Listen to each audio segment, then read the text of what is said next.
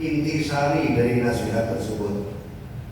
Al-Habib Ali radhiyallahu anhu berkata, kita patut bersyukur karena Nabi SAW menyampaikan ajaran agama yang mudah bagi kita.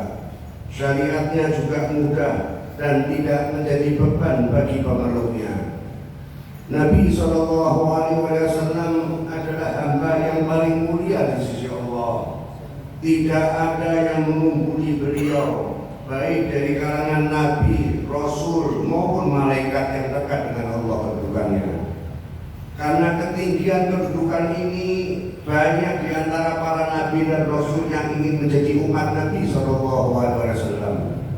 Sungguh satu kenikmatan yang sangat agung bagi kita, karena kita termasuk salah satu umat beliau SAW. Karena itu bersyukurlah kepada Allah atas kenikmatan yang besar ini dengan mengetahui hak-hak Allah sebagai sang pemberi nikmat. Cintailah beliau sallallahu alaihi wasallam, taatilah perintahnya, ikutilah ajarannya agar kita selamat di hari kiamat, agar kita dapat menggembirakan beliau sallallahu alaihi wasallam kelak dengan berbondong-bondong berhimpun di bawah panji beliau sallallahu alaihi wasallam. Al-Habib Ali juga menceritakan bahwa di masa silam ada orang yang tidak suka, mengingkari tentang perayaan Maulid Nabi SAW. Orang tersebut pada satu malam bermimpi melihat Nabi dan para sahabatnya datang ke kota. Lalu orang tadi bertanya, "Ya Rasulullah, mau kemana?" Nabi pun SAW menjawab, "Kami hendak pergi ke rumah fulan yang sedang melaksanakan peringatan Maulid. Karena kami senang kepada siapa yang senang kepada kami, dan kami cinta kepada siapa yang cinta kepada kami." Beliau radhiyallahu anhu juga menyampaikan sebuah riwayat bahwa pada suatu waktu Nabi kita Muhammad SAW pernah bertanya kepada para sahabatnya, "Apakah kalian tahu siapa kekasih-kekasihku?" Para sahabat menjawab, "Kamilah kekasihmu ya Rasulullah."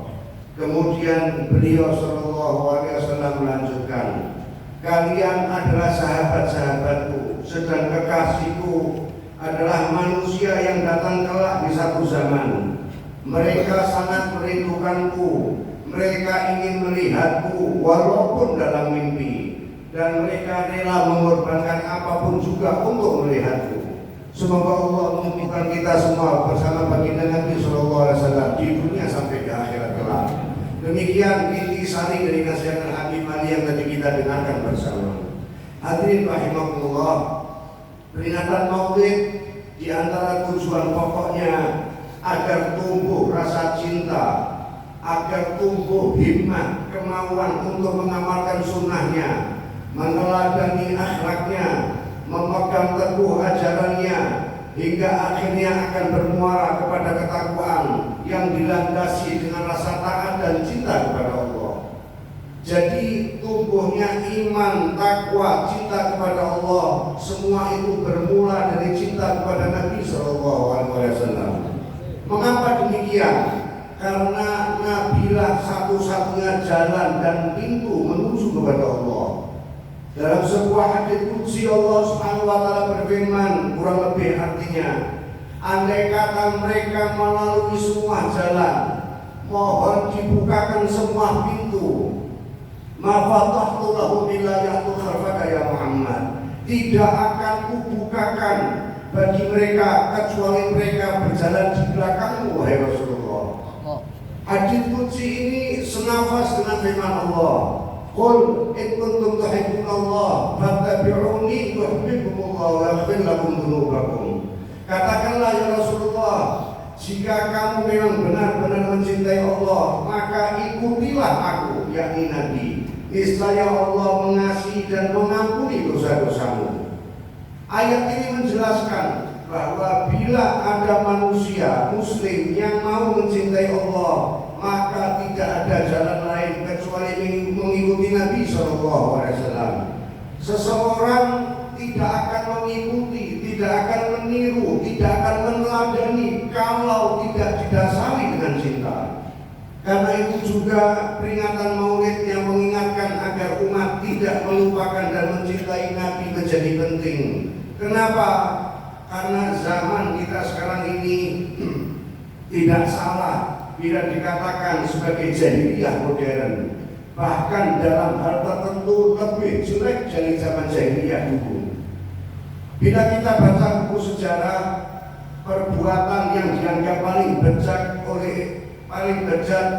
orang Arab pada masa jahiliyah dahulu adalah mengubur bayi wanita hidup-hidup. Di masa kita sekarang ini bukan hanya wanita, bayi pria juga dibunuh. Di masa jahiliyah dulu yang membunuh ayahnya, di masa sekarang termasuk ibunya sendiri.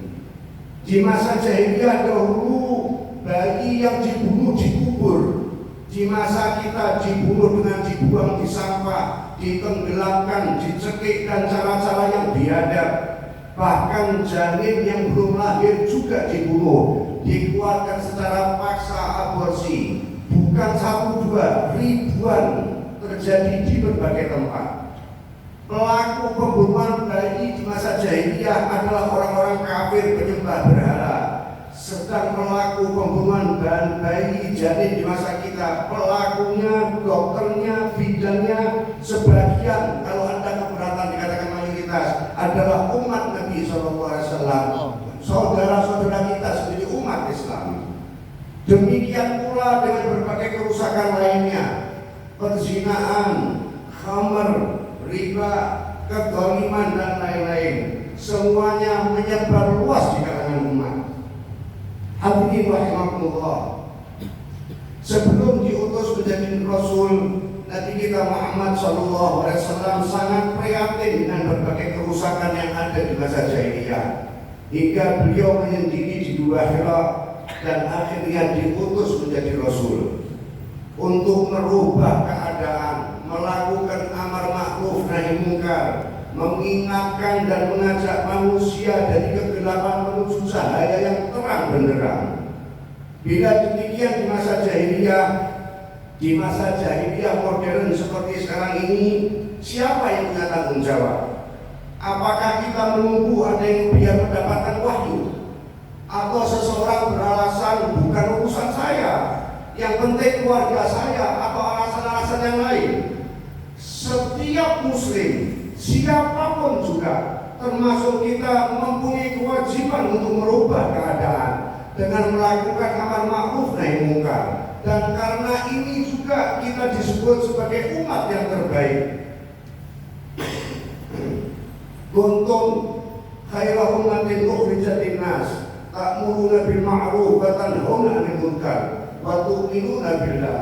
Kamu, yakni termasuk kita, adalah umat terbaik yang dilahirkan bagi manusia, menyuruh kepada yang ma'ruf dan mencegah dari yang munkar, dan beriman kepada Allah. Peletakan kata amar ma'ruf nahi munkar dalam ayat ini yang mendahului keimanan menandakan tentang bagaimana pentingnya masalah tersebut. Dalam keimanan yang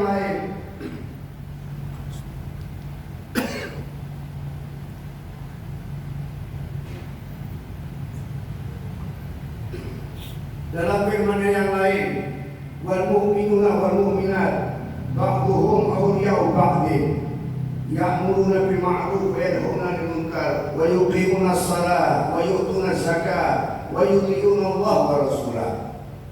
Dan orang-orang beriman pria dan wanita, sebagian mereka menjadi penolong bagi sebagian yang lain. Mereka menyuruh yang ma'ruf, mencegah yang mungkar, mendirikan sholat, menunaikan zakat, dan mereka taat kepada Allah dan Rasulnya. Para ulama menjelaskan bahwa Allah mendahulukan kata amar ma'ruf nahi munkar sebelum sholat dan zakat, karena jika amar ma'ruf nahi munkar tidak dilakukan oleh suatu umat, niscaya umat tersebut akan meninggalkan sholat, akan meninggalkan zakat, dan tenggelam dalam berbagai kerusakan. Bahkan dalam menjelaskan tentang pengertian ayat ini, Al-Imam Ghazali berpendapat bahwa siapa yang meninggalkan amar ma'ruf nahi munkar, maka orang tersebut telah keluar dari keimanannya, yakni keimanan yang sempurna. nahi munkar. Kita semua hafal Rasulullah SAW bersabda, "Man ra'a minkum munkaran falyughayyirhu biyadihi," ila akhir hadis. Siapa yang melihat kemungkaran hendaknya merubah dengan tangannya, dengan kekuasaannya. Bila tidak mampu maka dengan lisannya, dan bila tidak mampu juga maka dengan hatinya. Dan itulah selemah-lemahnya iman. Hadis ini jelas menghubungkan antara amal ma'ruf dan khususnya nahi mungkar dengan keimanan seseorang. Nabi kita Muhammad SAW juga bersabda, kalimat la ilaha illallah dapat memberi manfaat bagi yang mengucapkannya. Siapapun juga dapat mencegah dari azab dan siksa selama mereka tidak meremehkan haknya. Para sahabat bertanya, apa haknya ya Rasulullah? Beliau menjawab, yaitu saat tampak perbuatan maksiat, perbuatan dosa kepada Allah, tetapi tidak ada yang mengingkari dan berusaha merubah atau melakukan amal ma'ruf nahi munkar. Dalam riwayat yang lain Nabi SAW juga bersabda, wahai manusia, sesungguhnya Allah telah berfirman, hendaknya kalian melakukan amal ma'ruf nahi munkar sebelum kalian berdoa memohon kepada Allah. Karena Allah tidak akan mengabulkan doa, menjawab permohonan dan memberi pertolongan sebelum kalian beramal ma'ruf nahi munkar. Hadirin rahimakumullah, kewajiban beramal ma'ruf nahi munkar ini memang berbeda antara seorang dengan orang yang lain, sesuai dengan kemampuan masing-masing, dan sangat banyak cara untuk melakukannya. Bukan terbatas dengan khutbah atau asal mengingatkan orang, tetapi hendaknya dilaksanakan dengan cara-cara yang arif, yang bijaksana, sesuai sikon yang ada, pakai strategi, bukan asal-asalan. Salah kalau kita beranggapan bahwa kewajiban untuk dakwah hanya bagi keluarga sendiri, sementara apa yang terjadi pada umat secara umum kita tidak pernah mau peduli. Bahkan mungkin prihatin saja tidak. Padahal prihatin dengan kemaksiatan kemungkaran merupakan batas terakhir selemah-lemahnya iman. Karena itu juga bagi setiap muslim, sudah apabila tidak berprihatin lagi dengan kemungkaran, seperti kata Imam Ghazali, pendapat Imam Ghazali, perlu dipertanyakan kadar keimanannya. Memang kita yang hidup di zaman jahiliyah modern seperti saat ini tidak mudah untuk bertahan memegang ajaran agama, apalagi untuk generasi muda. Karena itu juga kita juga harus lebih peduli dengan keadaan, lebih waspada, lebih hati-hati, dan terus-menerus melakukan amal ma'ruf nahi munkar.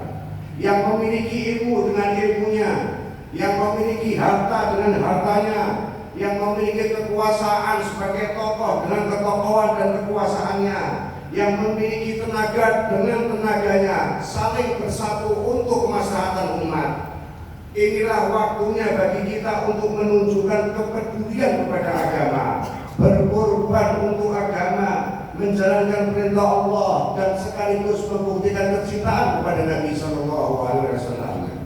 Minimal paling tidak dengan menjalankan kewajiban amal ma'ruf nahi munkar terhadap diri dan keluarga kita masing-masing. Setelah itu di tempat kerja, tetangga, kawan, dan lain-lain. Hadirin rahimakumullah, masalah lain yang perlu menjadi perhatian kita adalah masalah persatuan dan kesatuan umat, yang akhir-akhir ini sudah sampai di titik yang sangat memprihatinkan, baik di tingkat internasional di dunia Islam, di Indonesia, maupun di skala kecil di lingkungan kita masing-masing. Walaupun secara jumlah umat Islam kalau di dunia hampir 2 miliar, bahkan sebagian menjadi mayoritas, tetapi karena tidak ada persatuan-kesatuan, mereka yang di luar Islam sama sekali tidak takut. Seperti kartun Nabi kita Muhammad SAW, berkali-kali pembakaran Al-Quran, dan terakhir imigran, anti-imigran Islam. Kepala negaranya bilang, sampai ada sudah satu negara akan mengeluarkan seluruh imigran Islam. Kenapa kok berani mereka tersebut melakukan demikian? Karena mereka tahu persis bahwa umat Islam tidak bersatu. Bukan saja tidak bersatu, perang sendiri. Sampai kapan kejadian seperti ini akan berakhir? Karena itu juga saat-saat ini yang sedang viral ajakan untuk memboikot produk negara-negara penghina Islam harus kita dukung. Jangan berpikiran manfaat atau tidak, sudah boikot. Dan pasti akan ada efek jerahnya hingga mereka gentar dan berpikir dua kali untuk menghina agama Islam dan menghina Nabi. Umpama andai kata ada yang tidak setuju, diam, jangan berantem sendiri, boikot tidak. Apa manfaatnya? Mau boikot, tidak mau diam, selesai. Nanti boikot satu tidak debat. Musuhnya di sana malah kita perang sendiri. Ini yang diajarkan Nabi. Yang tak kalah memprihatinkan kondisi umat di negara kita. Umat bukan hanya terpecah, bercerai-berai dengan idolanya sendiri, panutannya sendiri, madhabnya sendiri, organisasinya sendiri, partainya sendiri. Dan bila ditelusuri, semua hanya kembali masalah uang, harta, dan kekuasaan. Sementara kita menjadi umat yang bodoh, digiring kemana-mana, berantem sendiri. Agama dan simbol-simbol agama sering dilecehkan, dibuat bahan olok-olok, hanya dijadikan alat untuk mencari kekuasaan. Banyak masalah kecil yang akhirnya memicu perpecahan, perdebatan, bahkan pertengkaran. Dan yang berperan besar adalah berbagai media sosial. Di masa kita sekarang ini, terkadang yang ceramah belum selesai ceramahnya, isi ceramahnya sudah menyebar kemana-mana.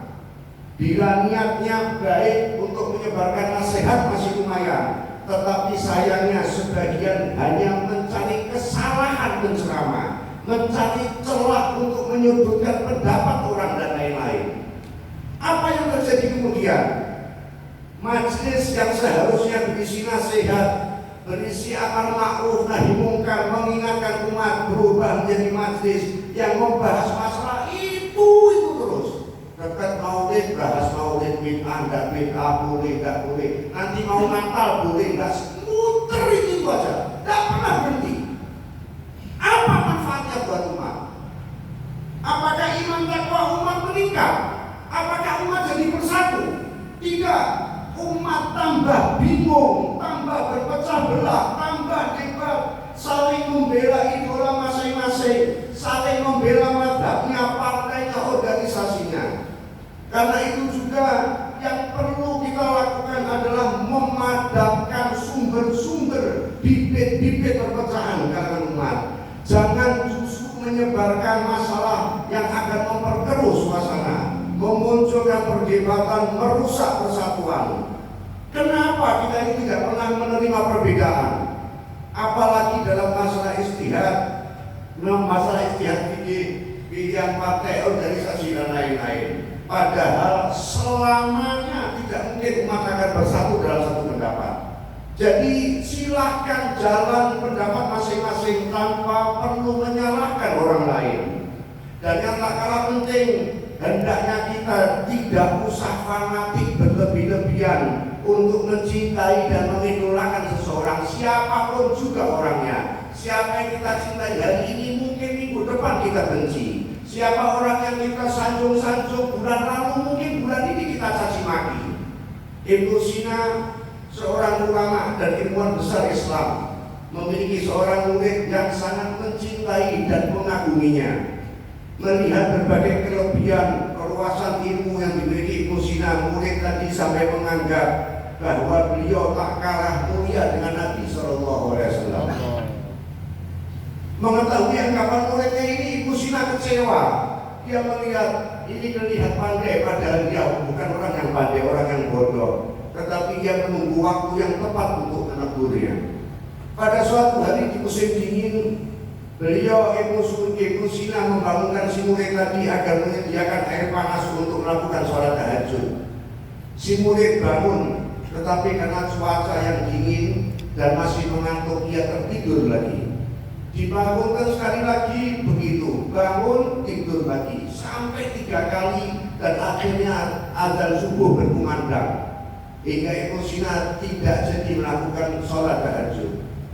Kepada murid yang mengunggulkannya tadi ini, beliau berkata, aku membangunkan kamu 3 kali, tetapi kesetiaanmu tidak terbukti.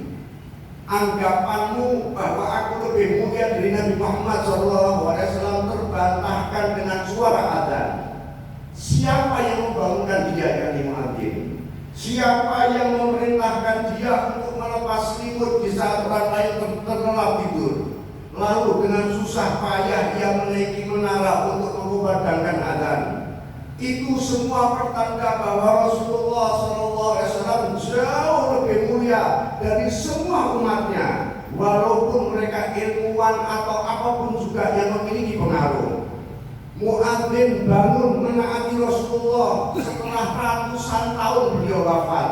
Sedangkan kamu yang katanya cinta kagum kepadaku, dalam keadaan aku hidup, perintahku sudah tidak dilaksanakan, walaupun kamu mengaku sebagai pecinta dan pengagumku.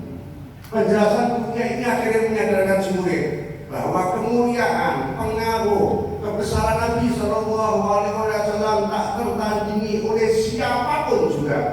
Ratusan juta manusia, bahkan miliar, walaupun tidak pernah bertemu dengan beliau, namun mentaati dan mencintai, bahkan rela mengorbankan jiwanya untuk beliau SAW.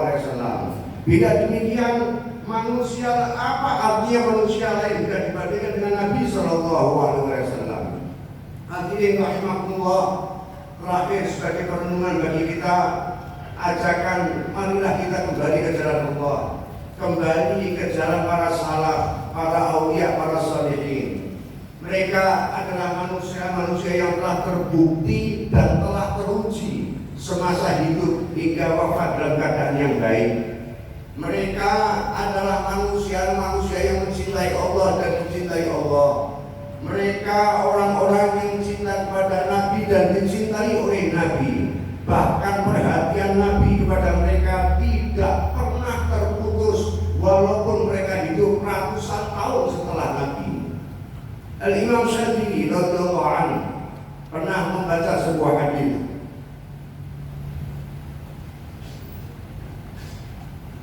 Beliau membaca hadis, man sakana khawfal faqri qalbahu qalla ma yurfa'u lahu amal. Siapa yang di dalam hatinya bersemayam perasaan takut kefakiran, maka amalnya tidak akan diangkat menuju Allah Subhanahu wa taala.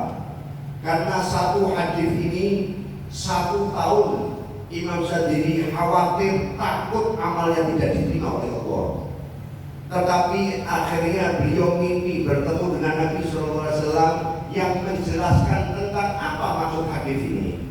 Dalam mimpi Nabi berkata kepada beliau, ketahuilah akan perbedaan antara yang terlintas dalam hati dengan yang bersemayam dengan hati, antara khatara dengan sakana. Dengan mimpi ini menjadi jelas bahwa yang membuat tidak diangkatnya amal adalah perasaan takut fakir yang bersemayam terus-menerus ada di dalam hati.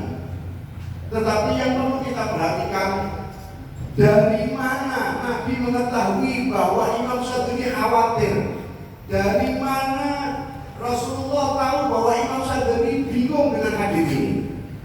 Padahal Imam Syadili hidup 600 tahun setelah Nabi wafat. Tetapi karena hubungannya dengan Nabi tidak pernah terputus, maka bimbingan dari Nabi juga tidak pernah terputus. Begitu juga yang dialami oleh para aulia, para ulama, para salaf yang kita ikuti jalan mereka.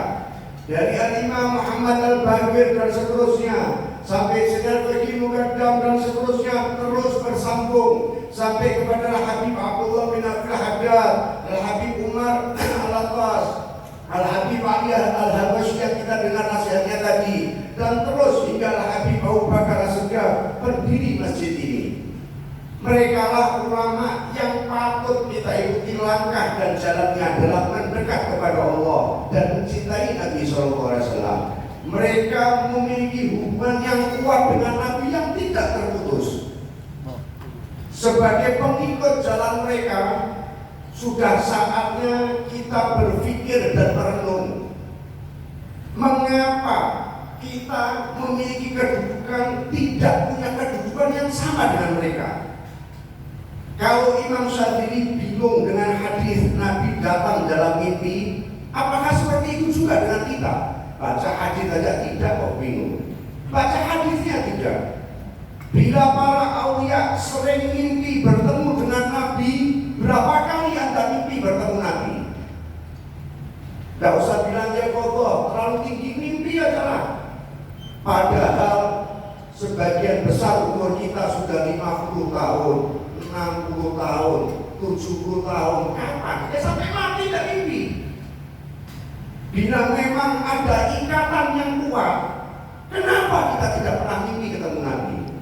Inilah yang harus kita renungkan, hadirin rahimahullah. Dan semoga Allah Subhanahu wa taala menyambung dari ikatan kecintaan kita kepada Nabi sallallahu alaihi wasallam. Allah karuniakan kemuliaan kepada kita sebelum ajal datang dengan bertemu dengan Nabi. Dalam keadaan Rasulullah ridha dan senang kepada kita. Allahumma ya Rabbi Allah rahmati dan ampuni umat Sayyidina Muhammad. Persatukanlah umat Sayyidina Muhammad. Hilangkanlah kesusahan umat Sayyidina Muhammad. Selamatkan dan hilangkan wabah yang sedang melanda umat Sayyidina Muhammad. Allahumma ya Rabbi Allah, tak satu pun yang mau dan senang dengan keluh kesah kami kecuali Engkau ya Rabb. Tidak ada satu pun yang mengetahui bagaimana kesulitan yang kami hadapi kecuali Engkau ya Rabb. Tidak ada yang mampu menolong dan mengijabahi permohonan kami kecuali hanya Engkau ya Rabb. Karena itu dengarkanlah keluh kesah kami, perkenankanlah doa-doa kami, sampaikanlah hajat-hajat kami kepada siapa yang akan memohon bila tidak di pintumu. Bukankah pintumu selalu terbuka bagi mereka yang meminta? Kami adalah hamba-hambamu, kami mencintai kekasihmu Muhammad SAW. Dan saat ini di tempat ini kami mengadakan tangan memohon rahmat, ampunan dan ijabah darimu ya Rabb. Ampuni dosa dan kesalahan kami, dosa dan kesalahan kedua orang tua kami. Sembuhkan mereka yang sakit di antara kami. Beri hidayah mereka yang tersesat. Mudahkan seluruh kesulitan kami dan bukalah pintu-pintu rezeki bagi kami. Ya Allah, tumbuhkan di hati kami hakikat cinta kepadamu, hakikat cinta kepada Rasulullah Muhammad SAW, hakikat cinta berjihad di jalanmu. Jagalah diri kami ya Rabb, keluarga kami, negeri yang kami cintai ini dan umat Muhammad SAW dari berbagai bala, dari berbagai bencana, dari berbagai wabah dan dari berbagai kerusakan dan penghuni zaman. Allah ya Rabbi Allah, panjangkan usia kami dalam keadaan sehat dan taat kepadamu ya Rabb, dan wafatkanlah kelak kami sudah dalam keadaan husnul khatimah. Rabbana zalamna anfusana wa illam taghfir lana wa tarhamna lanakunanna minal khasirin bi rahmatika ya arhamar rahimin. Hadirin rahimahullah, berkumpulnya kita di pagi hari ini selain memperingati Maulid sekaligus juga memperingati haul atau hari wafatnya Habib Syekh Abu Bakar As-Segaf yang wafat tepat di hari Maulid seperti ini, 12 Rabiul Awal 1418 Hijriah yang lalu, bertepatan dengan 17 Juli 1997. Semasa hidupnya Al-Habib Syekh termasuk salah satu tokoh, pemimpin dan sekaligus panutan. Beliau banyak berdakwah di jalan Allah dengan ucapan dan perbuatan. Beliau mendapatkan pendidikan dan doa dari kedua orang tuanya, sehingga memiliki perilaku akhlak yang mulia, berprasangka baik kepada setiap orang, menutupi aib kekurangan orang lain, banyak memberi nasihat dengan penuh kasih sayang dan sangat peduli kepada kemaslahatan umat. Majlis yang diadakan oleh beliau diisi dengan pelajaran dan nasihat serta pembacaan kitab-kitab yang berisi nasihat daripada kaum salaf. Dan dalam semua kesempatan tersebut beliau selalu mengajak dan mengingatkan untuk berpegang teguh dalam menetapi jalan para salaf yakni thariqah alawiyah. Di tengah kesibukan berdakwah, menerima tamu dan berbagai majelis ilmu, di akhir hayatnya beliau menyusun sebuah kitab yang beriknya di Bijul Sadul Wati liman arada kita bisa saleh. Jalan terang bagi yang ingin mengikuti jalannya para salaf. Sebuah buku yang berisi tentang bagaimana para salafus saleh menyelenggarakan berbagai acara berikut dengan niat, zikir dan doa-doanya di berbagai acara tersebut. Dan terbukti buku ini diminati oleh banyak orang, lebih dari 7.000 dicetak dan habis dan selalu dicari oleh orang bahkan sampai ke luar negeri. Semoga Allah SWT menerima seluruh amal kebajikan beliau, mengampuni seluruh dosa dan kesalahannya, mengumpulkan beliau bersama para salafus saleh, bersama baginda Nabi SAW, serta keberkahannya senantiasa mengikuti kita semua. Dan semoga seluruh amal yang kita lakukan di pagi hari ini menjadi kabar gembira dan penyusup bagi arwah seluruh orang tua kita, serta mereka yang pernah menjadi imam, muadzin, penjaga, ikut menyumbang, dan siapapun yang memakmurkan masjid ini, wabil khusus Habib Syekh Nurbakana Segaf